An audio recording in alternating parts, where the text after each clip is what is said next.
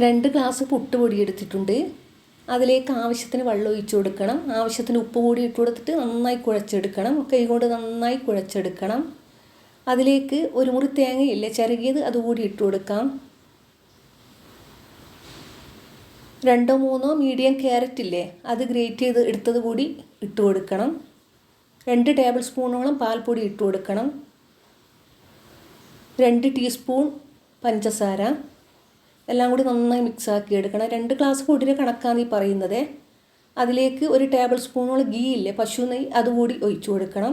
എന്നിട്ട് മൊത്തത്തിലങ്ങ് മിക്സ് ആക്കി കൊടുത്തിട്ട് 1 മണിക്കൂറോളം മാറ്റി വെച്ച് കൊടുക്കണം.